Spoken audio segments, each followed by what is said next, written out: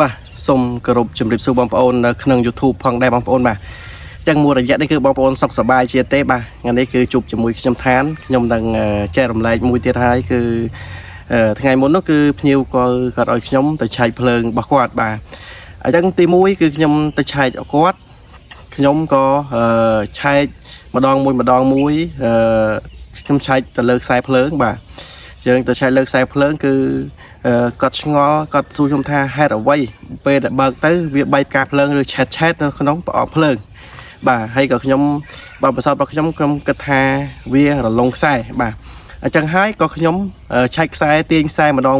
មួយគឺវារលុងខ្សែមែនតែនបងប្អូនបាទគឺវារលុងខ្សែមែនតែនគឺដូចបងប្អូនឃើញក្នុងវីដេអូនេះស្រាប់តែម្ដងបាទអញ្ចឹងករណីនេះគឺករណីរលុងខ្សែពេលដែលយើងធម្មតាពេលដែលយើងអត់សូវប្រើគឺវាភ្លើងវាអត់សូវឆេតទេខ្សែរលុងបាទកាលណាយើងប្រើខ្លាំងបាទកាលយើងប្រើខ្លាំងគឺខ្សែភ្លើងឆេតតែម្ដងបាទខ្សែភ្លើងឆេតតែម្ដងវាបណ្ដាលឲ្យឆេះខ្សែភ្លើងឬក៏ឆេះអីផ្សេងនៅក្នុងផ្ទះរបស់យើងបាទអញ្ចឹងហើយខ្ញុំឆែកគាត់ថាគឺខ្សែភ្លើងនេះគឺវាបានឆេះបាទខ្សែភ្លើងនេះគឺវាបានឆេះទៅហើយដោយសារជាងគឺគាត់មូខ្សែរលុងបាទដូចជាក់ស្ដែងនៅលើនេះអញ្ចឹងគឺខ្ញុំប្រាប់គាត់ប្រកាសមែនខ្ញុំមិនបន្ទោសជាងអ្នកណាទេបាទអញ្ចឹងបងប្អូនដែលធ្វើជាងគឺបងរត់អណែនទៅហើយទាញខ្សែមើលថាវាលបូតឬក៏រលុងដែរទេធម្មតាពេលដែលឌីសង់ទ័រយើងបងប្អូនឃើញហើយវាមានស្ទះវាមួយពេលដែលយើងបធូរវាអត់អស់គឺវា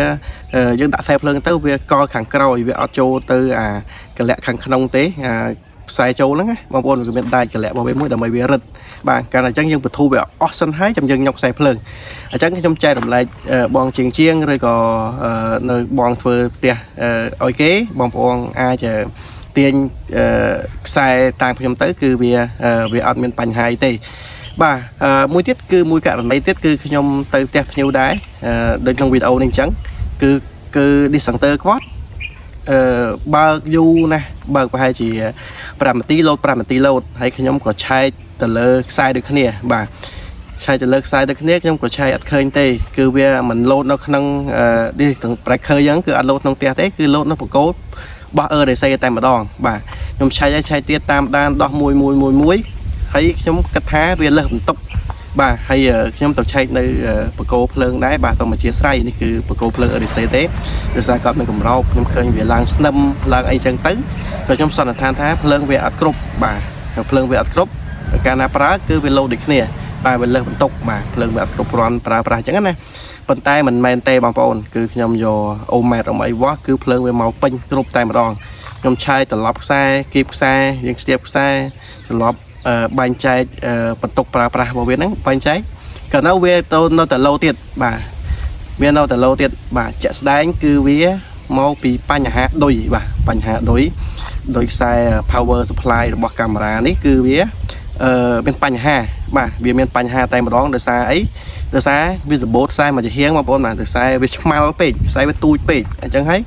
វាទូចពេលដែលរត់ទៅវាអត់ជាប់វាសបូតតែមួយជាងវាឆេតវាមិនលោតនៅក្នុងផ្ទះយើងទេគេលោតនៅបកោភ្លើងបាទអញ្ចឹងបញ្ហានេះគឺបញ្ហាខ្សែរលុងទាំងអស់បាទ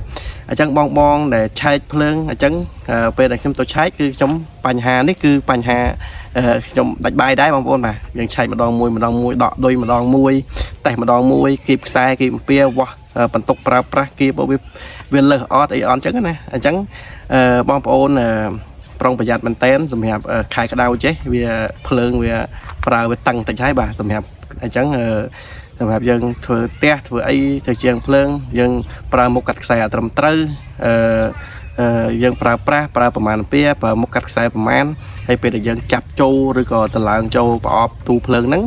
គឺយើងរឹតឲ្យបានណែនកុំឲ្យមានបញ្ហាបាទ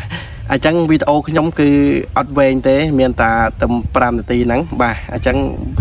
ជាចុងក្រោយបងប្អូនស្រឡាញ់គាំទ្រជួយ Subscribe នៅក្នុង YouTube ខ្ញុំម្នាក់មួយបាទដើម្បីបានវីដេអូថ្មីតទៅទៀតពាក់ព័ន្ធនឹងប្រព័ន្ធអគ្គិសនីបាទអញ្ចឹងខ្ញុំមានចែករំលែកបើខ្ញុំមានខុសឆ្គងកន្លែងណាសូមបងប្អូន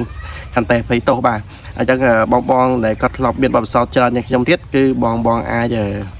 ចែករំលែកមកខ្ញុំវិញបាទអញ្ចឹងយើងមានជំនាញតិចតួចបាទយើងបត់ពិសោធន៍តិចតួចដើម្បីចែករំលែកបងពេលដែលយើងទៅចុះឆែកឲ្យភ្ញៀវបាទអញ្ចឹងករណីនេះគឺករណីជាក់ស្ដែងមិនមែនយើងចេះតែថាទេបងប្អូនបាទអញ្ចឹងបាទអញ្ចឹងវីដេអូនេះគឺខ្ញុំមានតែប៉ុណ្្នឹងទេសូមជម្រាបលាបងប្អូនអរគ្នាជួបខ្ញុំនៅវីដេអូក្រោយទៀតដើម្បីបានវីដេអូថ្មីៗខ្ញុំនឹងចែករំលែកបន្តទៅទៀតបងប្អូនបាទសូមជម្រាបលាបាទ